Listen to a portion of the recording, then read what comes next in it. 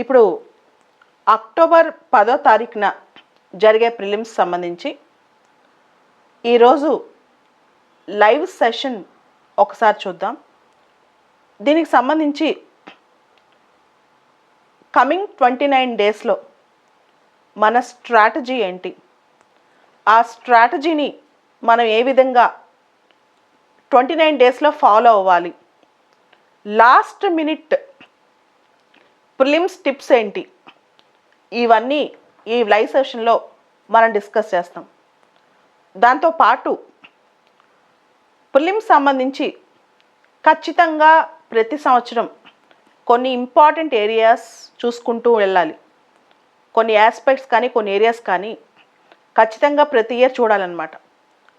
దానికి సంబంధించి ఏమేమి ఆస్పెక్ట్స్ చాలా ఇంపార్టెంట్ ఒకసారి చూద్దాం. ఫస్ట్ గుర్తుపెట్టుకోవాల్సింది ఏంటంటే, prelims exam is not for lazy people and the people who procrastinate the things.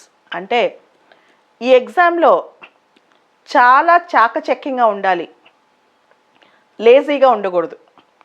Lazy అంటే కేవలం బద్ధకం అనే కాదు, ఎగ్జామ్లో ఒక smart approach, proper smart approach మనం ఎగ్జామ్లో ఫాలో అవ్వాలి. ఆ స్మార్ట్ అప్రోచ్ రెండు విధాలుగా ఉంటుంది. ఒకటి కమింగ్ 30 డేస్ మన అకాడమిక్స్ అంటే మన చదువు, రెండోది మన హెల్త్, మన ఆరోగ్యం, రెండే ఇంపార్టెంట్. ముఖ్యంగా హెల్త్ విషయానికి వస్తే చాలామంది ప్రిలిమ్స్ దగ్గర పడుతున్న కొద్దీ ప్రిలిమ్స్ సంబంధించి భయంతో నిద్రపోరు. అలా కాదు, రోజు ఒకటే రొటీన్. అండ్ ప్రిలిమ్స్ ఎగ్జామ్ సంబంధించి నైట్ మాత్రమే నిద్రపోవాలి, మధ్యాహ్నం నిద్ర ఆపేయాలి. ఎందుకంటే మధ్యాహ్నం మనకి సీసాట్ పేపర్ ఉంటుంది. మధ్యాహ్నం నిద్రపోవటం ఈ 29 డేస్ ఆపేస్తే ఈ సీసాట్ పేపర్ అనేది మన బ్రెయిన్ చాలా ఆ టైంలో చాలా క్లెవర్గా పనిచేస్తుంది అనమాట. మధ్యాహ్నం నిద్ర సీసాట్ టైంలో పోయే అలవాటు ఉంటే ఆటోమేటిక్గా ఆ టైంలో మన మైండ్ అంతా కొంచెం మబ్బుగా లేజీగా ఉంటుంది అనమాట. So first of all coming 30 days same schedule, same daily routine maintain చేయాలి ప్రిలిమ్స్కి అనుగుణంగా, ప్రిలిమ్స్ పర్స్పెక్టివ్కి అనుగుణంగా. రెండోది second important thing, coming 29 days మీరు 29 టెస్ట్ పేపర్స్ చేయండి. Coming 29 days 29 test papers. ఈ 29 టెస్ట్ పేపర్స్ చేసేటప్పుడు ఫస్ట్ పేపర్ ఏ డేట్ రోజు చేశారు, ఆ టెస్ట్ ఫుల్ కాంప్రిహెన్సివ్ టెస్టా, సబ్జెక్ట్ వైజ్ టెస్టా, ఆ క్వశ్చన్లో మీరు ఆ పేపర్లో ఎన్ని క్వశ్చన్స్ అటెంప్ట్ చేశారు, నెగిటివ్ మార్క్స్ ఎన్ని పోయాయి, ఎన్ని కరెక్ట్ అయ్యాయి, మీరు ఒక చార్ట్ ప్రిపేర్ చేసుకోండి. ఎవ్రీడే మీ టార్గెట్ ఏంటంటే రోజు ఖచ్చితంగా ఒక టెస్ట్ రాయాలి 2 అవర్స్. 2 అవర్స్ ఆ టెస్ట్ అనలైజ్ చేసుకోవాలి. ప్రతిరోజు ఒక మార్పు రావాలి, కరెక్ట్ క్వశ్చన్స్ పెరగాలి, నెగిటివ్ మార్కింగ్ తగ్గాలి. కరెక్ట్ క్వశ్చన్స్ పెరగాలి, నెగిటివ్ మార్కింగ్ తగ్గాలి. అది మీ టార్గెట్ ఈ 29 డేస్. డైలీ ఒక పేపర్ తీసుకోండి, రోజు ఒక పేపర్ కంప్లీట్ చేయండి. దానిలో కరెక్ట్ క్వశ్చన్స్ 29 డేస్ రోజు మారి కరెక్ట్ క్వశ్చన్స్ పెరగాలి, నెగిటివ్ మార్కింగ్ తగ్గాలి. పేపర్ వచ్చింది కదా అని చెప్పి 100కి 100 ఆన్సర్ చేయడానికి ట్రై చేయకండి. ప్రిలిమ్స్లో తప్పు ఆన్సర్ చేస్తే 1/3 నెగిటివ్ మార్క్ పోద్ది కాబట్టి ర్యాండమ్గా రాళ్ళు వేయమాకండి. ఓకే, చాలా important. Never try to attempt 100 out of 100. 100 క్వశ్చన్లు జిఎస్లో నేను ఆన్సర్ చేసి వస్తానని మాత్రం ట్రై చేయొద్దు. సో ఇప్పుడు సబ్జెక్ట్ వైజ్ తీసుకుంటే ఈ ఇయర్ స్పెషల్గా ఏ టాపిక్స్ మీద ఎక్కువ ఫోకస్ పెట్టాలి, ఒక్కొక్క సబ్జెక్ట్ వారీగా వద్దాం. కొన్ని ఇంపార్టెంట్ సబ్జెక్ట్స్ ఈరోజు కవర్ చేద్దాం. ఒకటి పాలిటీ. జనరల్గా పాలిటీ సబ్జెక్ట్లో కొన్ని స్టాటిక్ ఏరియాస్ ఉంటాయి. ఫండమెంటల్ రైట్స్, డైరెక్టివ్ ప్రిన్సిపల్స్లో ఆర్టికల్ 44 ఏంటి, ఆర్టికల్ 45 ఏంటి, ఆర్టికల్ 48A ఏంటి, ఆర్టికల్ 49, ఆర్టికల్ 50, ఆర్టికల్ 51. డైరెక్టివ్ ప్రిన్సిపల్స్లో ఆర్టికల్ నెంబర్స్లో ఏ ఆర్టికల్ ఏముంది అది కూడా చాలా ఇంపార్టెంట్. దాంతోపాటు ఫండమెంటల్ డ్యూటీస్ ఒకసారి ఫండమెంటల్ డ్యూటీస్ టెక్స్ట్ చదవండి. మనకి 11 ఫండమెంటల్ డ్యూటీస్ ఉన్నాయి. ఈ ఫండమెంటల్ డ్యూటీస్ టెక్స్ట్ మొత్తం ఒకసారి చదవండి. So this is the first important thing అనమాట. సో మీరందరూ ఏం చేయాలి అంటే ఫండమెంటల్ రైట్స్ సంబంధించిన basic facts, directive principles, fundamental duties ఒకసారి చూసుకోవాలి. దాంతోపాటు కాన్స్టిట్యూషన్లో ఈ మధ్య వచ్చిన మేజర్ అమెండ్మెంట్స్ 2015 నుంచి 2021 వరకు వచ్చిన మేజర్ అమెండ్మెంట్స్ చూసుకోండి. ముఖ్యంగా 99th కాన్స్టిట్యూషనల్ అమెండ్మెంట్ యాక్ట్ దగ్గర నుంచి 105th కాన్స్టిట్యూషనల్ అమెండ్మెంట్ యాక్ట్ వరకు ఈ 6 అమెండ్మెంట్ యాక్ట్స్ చూసుకోండి. 99th కాన్స్టిట్యూషనల్ అమెండ్మెంట్ యాక్ట్ దగ్గర నుంచి 105th కాన్స్టిట్యూషనల్ అమెండ్మెంట్ యాక్ట్ ఇవన్నీ చూసుకోండి. తర్వాత మనందరికి తెలుసు అపాయింట్మెంట్ ఆఫ్ జడ్జెస్ చాలా న్యూస్లో ఉంది కాబట్టి జడ్జెస్ అపాయింట్మెంట్ గురించి క్వశ్చన్ అడగవచ్చు. అదేవిధంగా national commission for backward classes దీనికి సంబంధించి 102nd constitutional amendment, 105th constitutional amendment చాలా డీప్గా అనలైజ్ చేయాలి. చాలా డీప్గా 102nd constitutional amendment, 105th constitutional amendment. దాంతోపాటు national commission for backward classes composition అంటే ఈ ఎన్సిబిసిలో ఎవరుంటారు, మెంబర్స్ ఎవరు, వాళ్ళ ఏజ్ ఎంత ఉండాలి, చైర్మన్ ఏజ్ ఉదాహరణకి 70 years మ్యాక్సిమం అన్నమాట, మెంబర్స్ ఏజ్ ఉదాహరణకి 67, minimum age to become a member chairman ఏముంది 50 years అంతా. సో ఇక్కడ ఒక విచిత్రమైన అంశం ఏంటంటే national commission for backward classes chairman non OBC కూడా అయి ఉండొచ్చు అనమాట. ఓకే, ఇట్లాంటి కూడా సెంటెన్స్లు అడుగుతారు. Which on off the following fact is correct about national commission for backward classes అన్నప్పుడు 4 సెంటెన్స్లు ఇస్తారనమాట, 4 స్టేట్మెంట్లు ఇస్తారు. ఏ స్టేట్మెంట్ కరెక్టు, ఏ స్టేట్మెంట్ తప్పు అని. ఓకే, మెంబర్స్ అందరూ ఖచ్చితంగా ఓబీసీలో ఉండాలా, చైర్మన్ ఖచ్చితంగా ఓబీసీ అయి ఉండాలా, ఇట్లాంటివి అనమాట. అంటే మనం 102 గురించి బాగా చదివామా, 105 గురించి బాగా చదివామా, ఇవన్నీ చూస్తారు. తర్వాత ఈ మధ్య బాగా న్యూస్లో ఉంది క్యాస్ట్ సెన్సస్. చాలా పొలిటికల్ పార్టీస్ కుల ప్రాతిపదికన సెన్సస్ తయారు చేయమని అడుగుతున్నాయి. దానిలో మనం తెలియాల్సిన ఫ్యాక్ట్ ఏంటంటే ఇండియాలో 1931 వరకు ఉన్న క్యాస్ట్ సెన్సస్, అసలు సెన్సస్ మొదలెట్టిన తర్వాత నుంచి 1931 వరకు క్యాస్ట్ సెన్సస్ తీసుకున్నారు, దాంతోపాటు రిలీజ్ చేశారు కూడా. సో అయితే సెన్సస్కి సంబంధించి పూర్తి డీటెయిల్స్ మిమ్మల్ని అడగొచ్చు. ఉదాహరణకి సెన్సస్ ఏ మినిస్ట్రీ చేస్తారు, సెన్సస్లో ఏమేమి ఉంటాయి, ఇవన్నీ కూడా.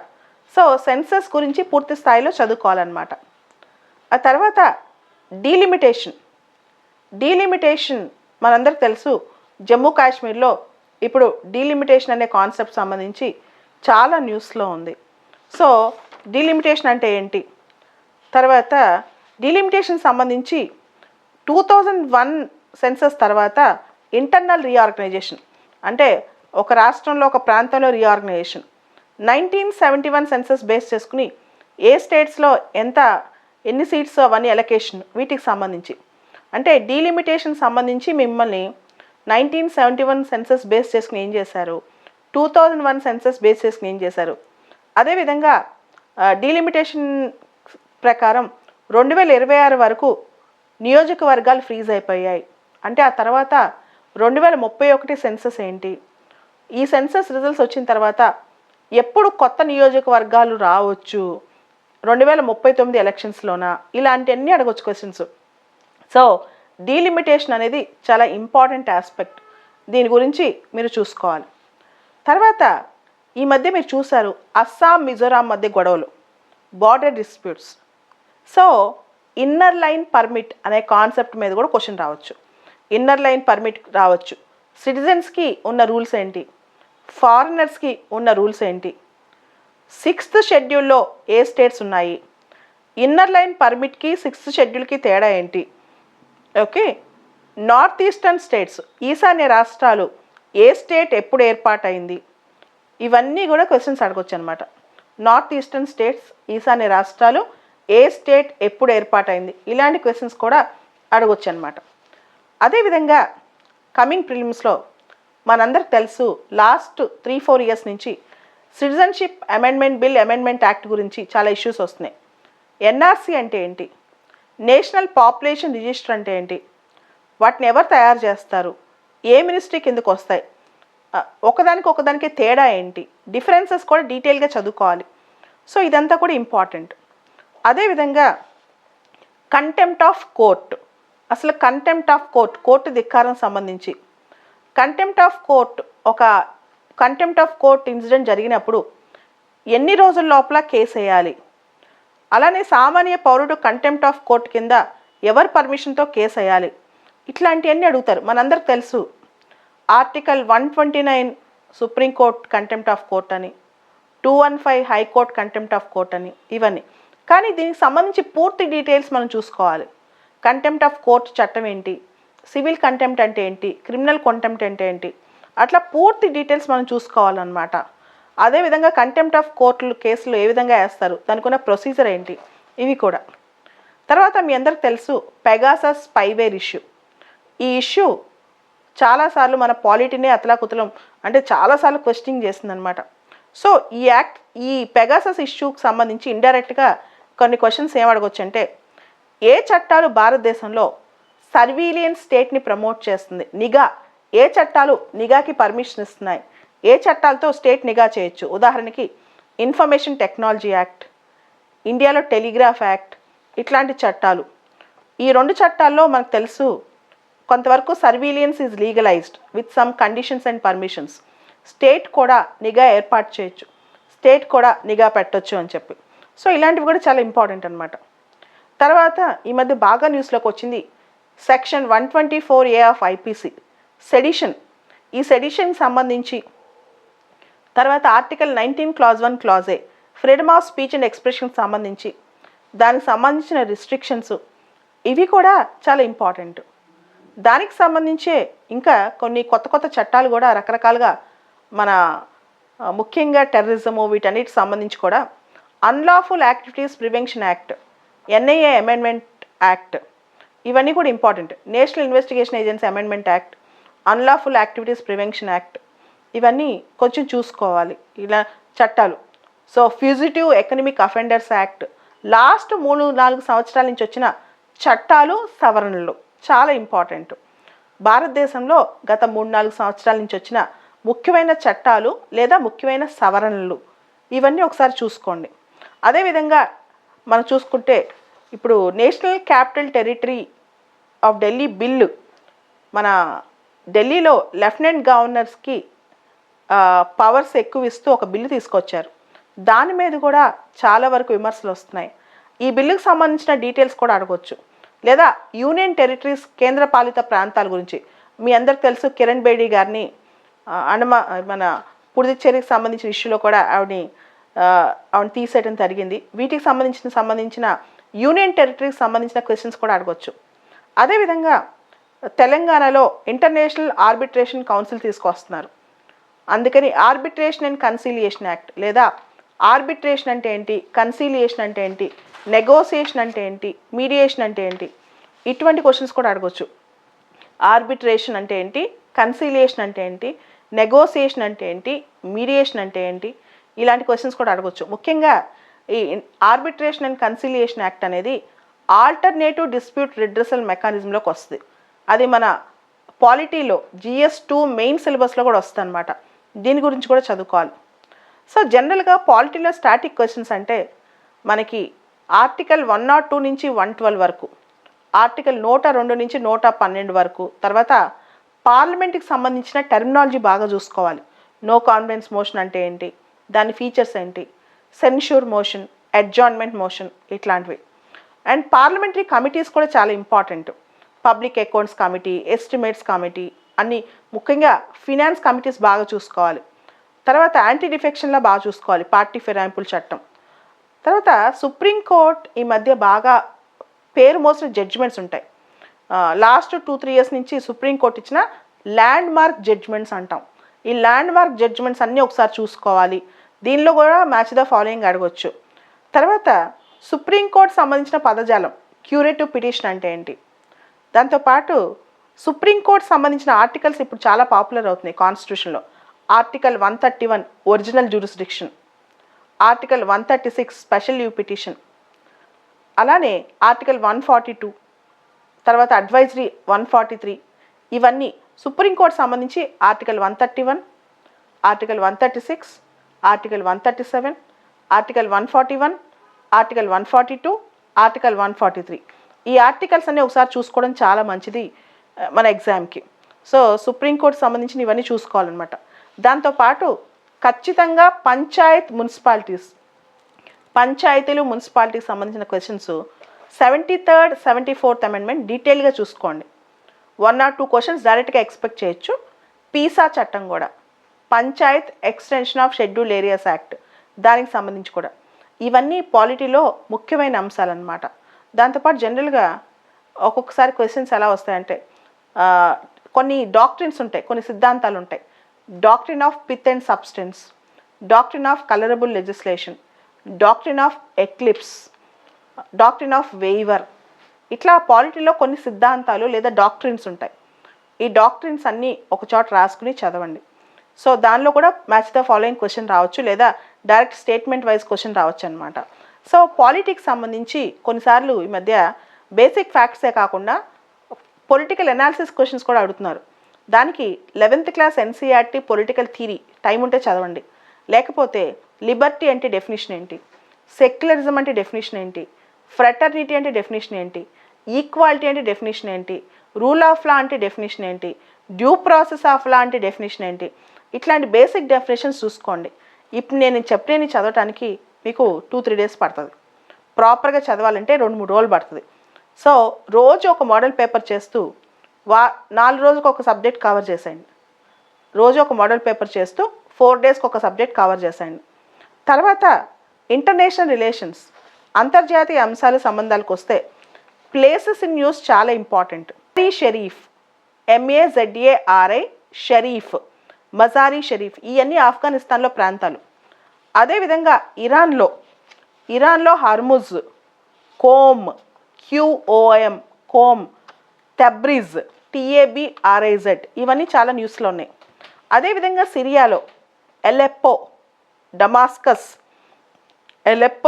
Damascus, Hama, HAMA. జనరల్గా హమాస్ అనగానే మనకి పాలస్తీనా గుర్తొస్తాయి, కానీ HAMA, హమా అనేది సిరియాలో ఉందన్నమాట. తర్వాత ఇజ్రాయెల్లో కొన్ని places, Haifa, Al Aqsa mosque చాలా న్యూస్లో ఉంది, హైఫా అనే ప్రాంతం చాలా న్యూస్లో ఉంది. సో ఇలా నేను కొన్ని ఉదాహరణలు చెప్పాను. ఏదైతే అంతర్జాతీయ ప్రాంతాల్లో బాగా న్యూస్లో ఉన్నాయో అవన్నీ చూసుకోవాలి.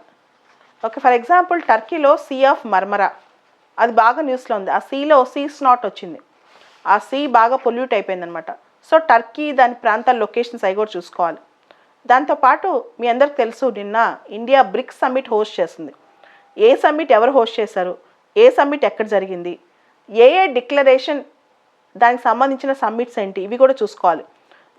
ఉదాహరణకి G20 ఇటలీ హోస్ట్ చేస్తుంది, G7 UK హోస్ట్ చేస్తుంది. ఆ G7 సదస్సులో ఒక డిక్లరేషన్ సైన్ చేశారు, కార్బిస్ బే డిక్లరేషన్ అని. కార్బిస్ బే డిక్లరేషన్లో ఏమేమి ఉన్నాయి, ఏమేమి ఆస్పెక్ట్స్ ఉన్నాయి. సో G7 UK హోస్ట్ చేస్తే అక్కడ ఒక డిక్లరేషన్ సైన్ చేశారనమాట, కార్బిస్ బే డిక్లరేషన్ అని చెప్పి. ఈ కార్బిస్ బే డిక్లరేషన్లో కొన్ని ఆస్పెక్ట్స్ వాళ్ళు అనుకున్నారు. ఉదాహరణకి కోవిడ్ లాంటి కొత్త జబ్బులు వస్తే 100 రోజుల లోపల వ్యాక్సిన్ కనుక్కోవాలని, దాంతోపాటు గ్లోబల్ మినిమం కార్పొరేషన్ ట్యాక్స్ అని, దాంతోపాటు బిల్డ్ బ్యాక్ బెటర్ వరల్డ్. డైరెక్ట్గా క్వశ్చన్ అడగవచ్చు, what is build back better world, BBB, build back better world. అదేవిధంగా మీ అందరికి తెలుసు, ఈ మధ్య సూయజ్ కెనాల్లో ఒక షిప్, ఒక పెద్ద పడవ అడ్డంగా ఇరుక్కుపోయింది. ఆ సూయజ్ కెనాల్ ఏ సీస్ని కలుపుతుంది, దగ్గరలో ఉన్న కంట్రీస్ లొకేషను, ఇవన్నీ చాలా ఇంపార్టెంట్ అనమాట.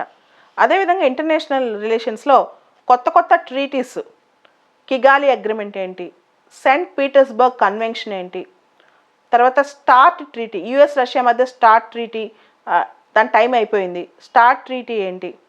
అదేవిధంగా ఇండియా చైనా రిలేషన్స్లో ఇండియా చైనా బార్డర్ పాసెస్ గురించి, ఇండియా చైనా బార్డర్ పాసెస్ గురించి. దాంతోపాటు ఇంటర్నేషనల్ రిలేషన్స్లో మీరు గమనిస్తే ఇండియన్ ఓషన్ రీజియన్కి సంబంధించిన ఐలాండ్స్, అదేవిధంగా పసిఫిక్ ఓషన్ సంబంధించిన ఐలాండ్స్, దాంతోపాటు మిడిల్ ఈస్ట్లో కంట్రీ మ్యాప్స్, ఇవన్నీ కాకుండా ఇంటర్నేషనల్ రిలేషన్స్లో రకరకాల గ్రూప్స్, చాలా గ్రూప్స్ ఉన్నాయి ఇంటర్నేషనల్ రిలేషన్స్లో. రీజనల్ గ్రూప్స్ కానీ, ఇంటర్నేషనల్ గ్రూప్స్ కానీ, ఇంటర్నేషనల్ ఎన్జిఓస్ కానీ, వీటికి సంబంధించి బేసిక్ డీటెయిల్స్ ఇవన్నీ చూసుకోవాలి. తర్వాత ఎకానమీ విషయానికి వస్తే ఈ మధ్య బాగా న్యూస్లో ఉంది global minimum corporation tax. Global minimum corporate ట్యాక్స్లో 2 పిల్లర్స్ ఉన్నాయి. ఆ 2 పిల్లర్స్ ఏంటి, వాటికి సంబంధించిన పూర్తి డీటెయిల్స్ అన్నమాట. తర్వాత ఫేమ్ 2 ప్రాజెక్ట్ చాలా న్యూస్లో ఉంది. దాని బడ్జెట్ ఎంత, ఎన్ని సంవత్సరాలకు ఆ ప్రాజెక్టు, ఇవన్నీ. అదేవిధంగా ఎకానమీకి సంబంధించి basic terminology, wholesale price index అంటే ఏంటి, కన్జ్యూమర్ ప్రైస్ ఇండెక్స్ అంటే ఏంటి, ఇండెక్స్ ఆఫ్ ఇండస్ట్రియల్ ప్రొడక్షన్ అంటే ఏంటి, అవి ఎవరు ఇంట్రడ్యూస్ చేశారు, ఎప్పుడు ఇంట్రడ్యూస్ చేశారు, బేస్ ఇయర్ ఏంటి, దేనికి వెయిటేజ్ ఎంత ఇస్తారు, ఇవన్నీ కూడా చూసుకోవాలి. సో ఎకానమీకి సంబంధించిన బేసిక్ ఇండెక్సెస్, సూచికలు చూసుకోవాలి. అదేవిధంగా GST, goods and services tax సంబంధించి ఈ మధ్య కొన్ని పదాలు న్యూస్లో ఉన్నాయి. ఉదాహరణకి జీరో రేటింగ్ అంటే ఏంటి, ఎగ్జెంప్టెడ్ సప్లైస్ అంటే ఏంటి, జీరో రేటింగ్ అంటే ఏంటి, ఎగ్జెంప్టెడ్ సప్లైస్ అంటే ఏంటి, ఇవి కూడా చూసుకోవాలి. ఈ మధ్య ఎకానమీకి సంబంధించి ఒక పదం న్యూస్లో ఉంది, tax payers charter.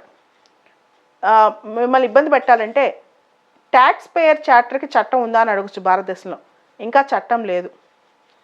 Tax payer చార్టర్కి legislative backing లేదనమాట.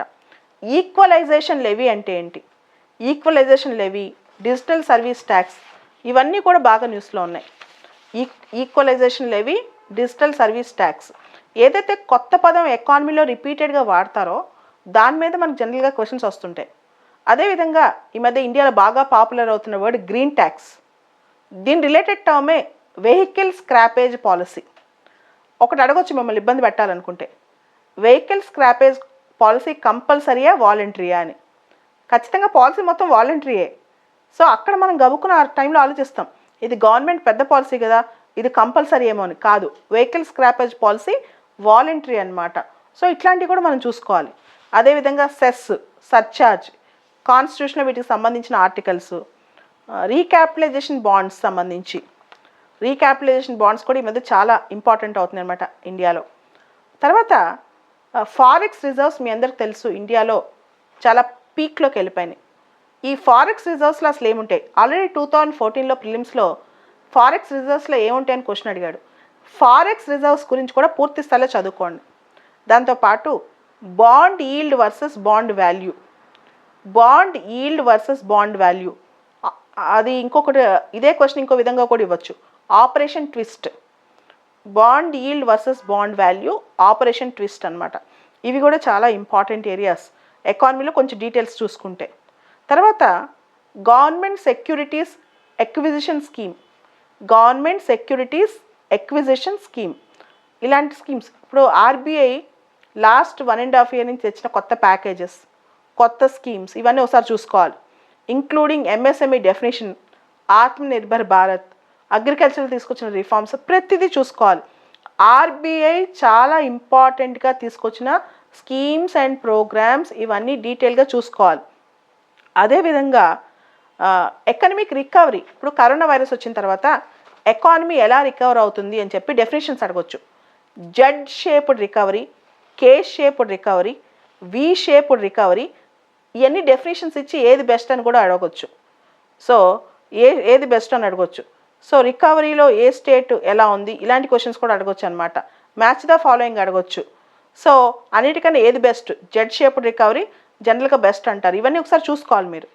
తర్వాత 2021లో 2021లో ఎకానమీ నెగిటివ్ గ్రోత్ రేట్ చూస్తుంది. ఇండియాలో ఇప్పటి వరకు ఇండిపెండెన్స్ వచ్చిన తర్వాత ఇప్పటి వరకు ఎన్నిసార్లు నెగిటివ్ గ్రోత్ రేట్ ఎకానమీ చూస్తుంది? ఇండిపెండెన్స్ వచ్చిన తర్వాత ఇప్పటి వరకు 5 times చూస్తుంది అనమాట నెగిటివ్ గ్రోత్ రేట్.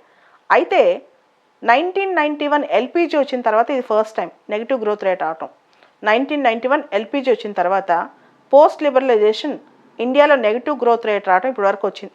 ఇదే ఫస్ట్ టైం అనమాట. సో ఇలాంటి క్వశ్చన్స్ కూడా స్టేట్మెంట్స్ ఇవ్వచ్చు. What is negative growth rate, ఇండియాలో ఎన్నిసార్లు ఇప్పటివరకు నెగిటివ్ గ్రోత్ రేట్ వచ్చింది, ఇవన్నీ కూడా అడగవచ్చు. ఇండియా అసలు ఇంతవరకు నెగిటివ్ గ్రోత్ రేట్ చూడలేదా? So you can get lot of questions. Or post liberalization మనకి first time negative growth rate వచ్చిందా, ఇట్లా క్వశ్చన్స్ అడగవచ్చు అనమాట. అదేవిధంగా ఈ మధ్య బాగా న్యూస్లో ఇంకోటి ఎకానమీలో consumption expenditure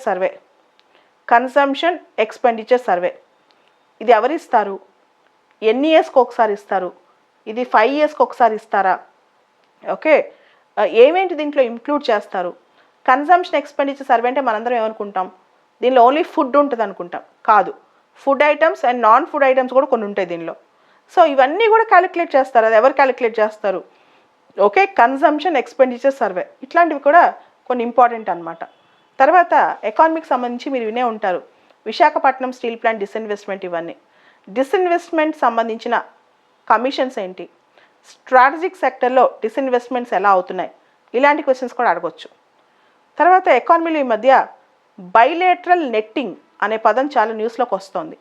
bilateral, BILATERAL, bilateral netting, NETTING. So అంటే ఏంటో డెఫినేషన్ చూసుకోండి. డైరెక్ట్గా డెఫినేషనే క్వశ్చన్ ఇవ్వచ్చు అనమాట. దాంతోపాటు agricultural subsidies related questions, urea subsidies, fertilizer subsidies, ఇలాంటివన్నీ అనమాట. తర్వాత అన్ఎంప్లాయ్మెంట్ గురించి కూడా, unemployment, poverty, basic definitions, basic data. So statements ఇవ్వచ్చు అన్ఎంప్లాయ్మెంట్ గురించి. ఏ మినిస్ట్రీ అన్ఎంప్లాయ్మెంట్ క్యాలిక్యులేట్ చేస్తుంది, అన్ఎంప్లాయ్మెంట్ యూజువల్ వీక్లీ స్టేటస్ చూస్తారా లేదా ఇయర్లీ స్టేటస్ చూస్తారా, ఇలాంటివి కూడా అడగొచ్చు అనమాట. సో అన్ఎంప్లాయ్మెంట్ సంబంధించి, పావర్టీకి సంబంధించి బేసిక్ డేటా. సో ఇట్లా ఎకానమీకి సంబంధించిన స్కీమ్స్ అండ్ ప్రోగ్రామ్స్ అని చూసుకోండి. ఆర్బీఐ చూసుకోండి. వీలైతే ఒకసారి ఎకనమిక్ సర్వేలో బేసిక్ టర్మినాలజీ, బేసిక్ కొత్త కాన్సెప్ట్స్ అన్నీ ఏమైనా ఉంటే రివిజన్ చేసుకోండి. బేసిక్ వర్డ్స్ ఉంటాయి ఎకనమిక్ సర్వేలో, అవన్నీ తీసుకోండి. తర్వాత సైన్స్ అండ్ టెక్నాలజీలో GM క్రాప్స్ చాలా న్యూస్లో వస్తుంది. అప్రూవల్ ఎవరిస్తారు, జెనెటిక్ ఇంజనీరింగ్ అప్రైజల్ కమిటీలో చైర్మన్ ఎవరు ఉంటారు, ఇవన్నీ. So genetically modified foods and crops. తర్వాత జీనోమ్ మ్యాపింగ్ సంబంధించి భారతదేశంలో అనేక ప్రాజెక్ట్స్, స్కీమ్స్ ఉన్నాయి. ఉదాహరణకి IndiGen project, national mission on genome sequencing, IndiGen project ఒకటి. రెండోది national mission on genome sequencing. ఈ రెండింటికి డిఫరెన్స్ కూడా చూసుకోవాలి. IndiGen project, national mission on genome sequencing, ఈ రెండింటికి ఏంటి డిఫరెన్స్ ఉంది. అదేవిధంగా 4th ఇండస్ట్రియల్ రెవల్యూషన్ టెక్నాలజీస్ మీద ఒక బేసిక్ క్వశ్చన్ వస్తుంది. ఆల్రెడీ మనకి IoT మీద క్వశ్చన్ అడిగాడు, internet of things 4 years back. So 4th industrial revolution technologies అంటే ఆర్టిఫిషియల్ ఇంటెలిజెన్స్ అయి ఉండొచ్చు, లేకపోతే ఈ బయోమెట్రిక్స్ సంబంధించిన అప్డేటెడ్ వర్షన్ అయి ఉండొచ్చు, లేకపోతే ఆటోమేటెడ్ వర్సెస్ వర్చువల్ రియాలిటీ అడిగి ఉండొచ్చు. ఈ ఇయర్ అయితే బాగా న్యూస్లో ఉంది ఏంటంటే బ్లాక్ చైన్, క్రిప్టో కరెన్సీ ఒకటి, డేటా అనలిటిక్స్ ఒకటి, డేటా మైనింగ్ ఒకటి. ఇవన్నీ బాగా ఇంపార్టెంట్ అనమాట. డేటా అనలిటిక్స్, డేటా మైనింగ్, ఇవన్నీ. సో ఇప్పుడు 4th ఇండస్ట్రియల్ రెవల్యూషన్ సంబంధించిన టెక్నాలజీస్ అన్నీ కూడా డీటెయిల్గా చూసుకోవాలి. రోబోటిక్స్, నానో రోబోటిక్స్, ఇవన్నీ కూడా డీటెయిల్గా చూసుకుంటే మీకు ఎక్కువ స్కోప్ ఉండే అవకాశం ఉంది. బేసిక్ డెఫినేషన్స్ అడుగుతారు దీని మీద, పెద్దగా డీటెయిల్ క్వశ్చన్స్ కూడా అడగకపోవచ్చు. తర్వాత స్పేస్ టెక్నాలజీకి సంబంధించి ISRO, NASA, private space agencies, ఇప్పుడు బ్లూ ఆరిజిన్స్ ఉంది, అమెజాన్ వాళ్ళది ఉంది, తర్వాత స్పేస్ ఎక్స్ ఉంది. వీటన్నిటి ప్రైవేట్ స్పేస్ ఏజెన్సీస్ సంబంధించిన డీటెయిల్స్. హ్యూమన్స్ ఇన్ స్పేస్, మానవుని స్పేస్లోకి ఎలా పంపిస్తున్నారు, దీనికి సంబంధించి. స్పేస్ డెబ్రిస్కి సంబంధించి, స్పేస్ రెగ్యులేషన్కి సంబంధించి, ఇండియాలో ఇస్రో లాంచ్ చేసిన అన్ని space programmes, Gaganyaan, ISRO website, NASA website అసలు బైహార్ట్ చేశారు ఆల్మోస్ట్ లాస్ట్ 1 year నుంచి వచ్చిన అచీవ్మెంట్స్ అన్నీ కూడా. అదేవిధంగా హెల్త్ ఈసారి చాలా ఇంపార్టెంట్. వైరల్ డిసీజెస్ గురించి, ఇప్పుడు నిపా వైరస్ వచ్చింది, దాని గురించి బేసిక్ ఫ్యాక్ట్స్ అడగొచ్చు. బ్యాక్టీరియల్ డిసీజెస్ గురించి అడగొచ్చు, టైప్స్ ఆఫ్ వ్యాక్సిన్స్ అడగొచ్చు, టైప్స్ ఆఫ్ యాంటీబయాటిక్స్ అడగొచ్చు, మిషన్ ఇంద్రధనుష్ అడగొచ్చు. వీటన్నిటిని చాలా డీప్గా మీరు అనలైజ్ చేయాలి, ఇలాంటి టాపిక్స్ మాత్రం. అదేవిధంగా సైన్స్ అండ్ టెక్నాలజీ, డిఫెన్స్ టెక్నాలజీలో కొత్త సబ్మెరైన్స్, కొత్త ఎయిర్ క్రాఫ్ట్స్, డిఆర్డిఓ వాళ్ళ అచీవ్మెంట్స్, హెచ్ఏఆర్ల వాళ్ళ అచీవ్మెంట్స్, డిఫెన్స్ అండ్ స్పేస్ కంబైన్డ్గా ఉన్న అచీవ్మెంట్స్. సో లాస్ట్ 1.5 ఇయర్ నుంచి డిఫెన్స్లో వచ్చిన కొత్త అన్ని టెస్ట్ చేసినవన్నీ కూడా చూసుకోవాలి, అన్ని మిసైల్స్ ఇవన్నీ కూడా చూసుకోవాలన్నమాట. అదే నెక్స్ట్ థింగ్ ఎన్విరాన్మెంట్లో బాగా రిగరస్గా న్యూస్లో ఉంది ఐపీసీసీ రిపోర్ట్. అసలు మిమ్మల్ని క్వశ్చన్ అడగొచ్చు, బేసికలీ కూడా అది కొంచెం ఏడిపించాలన్న. అసలు IPCC it self conducts environmental research అని. ఐపీసీసీ అసలు రీసెర్చ్ చేయదు, ఐపీసీసీ ఎన్విరాన్మెంటల్ రీసెర్చే చేయదు. IPCC will not conduct any research అనమాట. It will only collect and collate the data. సైంటిస్టులు దగ్గర నుంచి డేటా సేకరిస్తుంది అనమాట. అదేవిధంగా ఎన్విరాన్మెంట్ సంబంధించి commission for air quality management ఇండియాలో, ముఖ్యంగా ఢిల్లీ ఇలాంటి commission for air quality management, ఇది కూడా చాలా ఇంపార్టెంట్. Indian rhino vision 2020. దాంతోపాటు ఫారెస్ట్ కన్జర్వేషన్లో Miyawaki Japanese model, మియావతి method, Telangana వాళ్ళు కూడా దీన్ని ఫాలో అవుతున్నారంట. మియావతి మెథడ్ అంటే ఏంటి, దేనికి సంబంధించింది, ఎఫారెస్టేషన్కి సంబంధించింది. నగోయా ప్రోటోకాల్ బాగా న్యూస్లో ఉంది. కిగాలి అగ్రిమెంట్ బాగా న్యూస్లో ఉంది. వాటర్ కన్జర్వేషన్ ఇయర్ చాలా ఇంపార్టెంట్. జల్ శక్తి అభియాన్, జల్ జీవన్ మిషన్. దాంతోపాటు pollution issues, air pollution, Glasgow COP26 summit గురించి డీటెయిల్స్ అడగవచ్చు. UNFCCC COP26. ఈ వెహికల్స్ చాలా ఇంపార్టెంట్. అదేవిధంగా మన ఎకనమిక్ సర్వేలో బడ్జెట్లో వన్ హెల్త్ అనే కొత్త కాన్సెప్ట్ గురించి చాలా డీటెయిల్స్ రాశారు. వన్ హెల్త్ అని చెప్పి ఒక న్యూ కాన్సెప్ట్ గురించి చాలా డీటెయిల్స్ రాశారు. ఈ వన్ హెల్త్ గురించి కూడా బేసిక్ క్వశ్చన్స్ మనం ఎక్స్పెక్ట్ చేయొచ్చు. వన్ హెల్త్ అనే కొత్త కాన్సెప్ట్ గురించి మనం బేసిక్ క్వశ్చన్స్ ఎక్స్పెక్ట్ చేయొచ్చు అనమాట. సో కమింగ్ టు, మీరు ఇలాంటి టాపిక్స్ అన్నీ మీరు రోజు ఒక పేపర్ చేస్తూ, ఒక మోడల్ పేపరు, ఇట్లాంటి టాపిక్స్ అన్నీ చేసుకుంటూ వెళ్ళాలి. ఎప్పుడైతే బాగా రోజు ప్రాక్టీస్ చేశారో అప్పుడు గెస్ వర్క్లో సక్సెస్ అవుతారు. లాస్ట్ మినిట్లో ఎగ్జామ్కి వెళ్ళి నేను గెస్ వర్క్ చేస్తా అంటే కుదరదు. ఈ రోజు నుంచి 30 రోజులు ఉంది కదా, 29 ఎగ్జామ్స్ రాశాక, 29 మాక్ ఎగ్జామ్స్ రాశాక ఫైనల్ ఎగ్జామ్కి వెళ్ళాలి. అప్పుడు మీరు గెస్ వర్క్ మీకు ఎంతవరకు కరెక్ట్ అవుతుందో మీకు ఒక ఎక్స్పీరియన్స్ వస్తుంది అనమాట. మాక్ ఎగ్జామ్స్ రాకుండా మీరు గెస్ వర్క్ చేయడం కష్టం అనమాట. అదేవిధంగా మీరు హిస్టరీలో చూస్తే దారా షికో చాలా ఇంపార్టెంట్. దారా షికో కాన్సెప్ట్ ఎందుకు బాగా న్యూస్లో వస్తుంది. హిస్టరీలో ఏదైతే బాగా న్యూస్లో ఉందో అది కూడా చూసుకోవాలి. ఉదాహరణకి ఏన్షియంట్ మీడియల్ హిస్టరీ చూడండి. కింగ్స్కున్న titles, Buddhism, Jainism, Bhakti and Sufi movements, and contemporaries of kings. ఒక కింగ్కి ఏ కింగ్ సమకాలీకుడు, మీడియవల్ ఇండియాలో ఉన్న బ్యాటిల్స్, పెద్ద పెద్ద యుద్ధాలు మీడియవల్ ఇండియాలో. తర్వాత మీడియవల్ ఇండియాలో ఉండే architecture and constructions. Ancient medieval text బుక్స్లోనే టర్మినాలజీ, ఏన్షియంట్ మీడియవల్ టెక్స్ట్ బుక్స్లోనే terminology. Books and authors, books authors ancient medieval ఇండియాలో, ఇవన్నీ చూసుకోవాలి. So Buddhism, Jainism, Bhakti, Sufi movements, ఇవన్నీ క్వశ్చన్స్ గ్యారంటీ. ఇవన్నీ చాలా ఇంపార్టెంట్ క్వశ్చన్స్ అనమాట. రెగ్యులర్గా యూపీఎస్సీలో వస్తూనే ఉంటాయి క్వశ్చన్స్. తర్వాత ఆర్ట్ అండ్ కల్చర్లో నార్త్ ఈస్ట్ ఫెస్టివల్స్, ఓవరాల్గా India festivals, north east festivals. Personalities in news, dances and theatre forms. ఈ మధ్య వరల్డ్ హెరిటేజ్ సైట్స్ వచ్చాయి కదా, UNESCO world heritage sites, GI tags ఒకటి, తర్వాత వెట్లాండ్స్ ఒకటి, ఇవన్నీ. అలానే జాగ్రఫీలో ఫిజికల్ జాగ్రఫీ బాగా చూడండి, మ్యాప్ పాయింటింగ్ బాగా చూడండి. Physical geography, map pointing. తర్వాత ఎన్విరాన్మెంట్లో కూడా IUCN, international union for conservation of nature and natural resources, IUCN గురించి కొంచెం డీటెయిల్స్గా చదువుకోండి. రెగ్యులర్గా వచ్చే క్వశ్చన్ అనమాట ఎన్విరాన్మెంట్లో. సో యూపీఎస్సీలో బేసిక్గా ఎక్కువ మార్కులు షార్ట్కట్లో తెచ్చుకోవాలంటే 2-3 టక్టకా టిప్స్ ఉన్నాయి. ఒక్కోసారి సక్సెస్ అవ్వచ్చు ఇలా ఫాలో అయితే. ఒకటి, గవర్నమెంట్ స్కీమ్స్ మీద జనరల్గా ఎక్కువ క్వశ్చన్స్ వస్తాయి. Government schemes and policies last 1.5 ఇయర్వి, అవన్నీ డీటెయిల్డ్గా చూసుకెళ్ళాలి. కొన్ని మార్క్స్ మన చేతిలోకి వచ్చేసినట్టే గవర్నమెంట్ స్కీమ్స్. అదేవిధంగా ఇంకొన్ని క్వశ్చన్స్ మనం చూస్తే reports and indexes, reports. A report ఎవరిస్తారు, ఏ ఇండెక్స్ ఎవరిస్తారు. అలానే జాయింట్ ఎక్సర్సైజెస్, మిలిటరీ ఎక్సర్సైజెస్. కొంచెం బుక్స్ అండ్ ఆథర్స్, మంచి బుక్స్, ఆథర్స్, ఇలాంటివి కూడా అనమాట. ఇవన్నీ కూడా ఫాలో అవుతాయి కనుక ఇప్పుడు ISRO website, NASA website, books and authors, తర్వాత ఇండెక్సెస్, IUCN రెడ్ బుక్, ఇలాంటివన్నీ జనరల్గా వచ్చే క్వశ్చన్స్. దీంతో పాటు ఇప్పుడు స్కీమ్స్ అండ్ పాలసీస్ మీద బాగా దృష్టి పెడుతుంది యూపీఎస్సీ. ఎకానమీకి సంబంధించిన టెర్మినాలజీ, జాగ్రఫీకి సంబంధించి కొన్ని basic concepts and map pointing, international relations సంబంధించి కొత్త కొత్త ఫర్ ఎగ్జాంపుల్ రీసెంట్గా 2 years బ్యాక్ ఇండియన్ ఓషన్ కమిషన్లో అబ్జర్వర్ అయింది. Indian ocean commission member countries ఎవరు, ఆ మెంబర్ కంట్రీస్ లొకేషన్ ఏంటి, ఇట్లాంటి క్వశ్చన్స్ అనమాట. మనం చూస్తే ఇవి సిల్లీ అనిపిస్తాయి, కానీ ఇవే ఎగ్జామ్లో మనల్ని చాలా ఇబ్బంది పెడతాయి. కొంచెం ప్లాన్డ్గా ఒక టైం టేబుల్ చెప్తాను చూడండి. రోజుకి ఒక 12 గంటలు, 4 hours, ఒక 2 hours పేపర్ చేయటం, 2 hours ఆ పేపర్ని అనలైజ్ చేయటం, 4 hours తీసేయండి. ఇంకా మీకు 8 hours ఉంటుంది. ఈ 8 hours రోజుకి 2 సబ్జెక్టులు తీసుకోండి. వారానికి 2 సబ్జెక్టులు కంప్లీట్ అయిపోవాలి.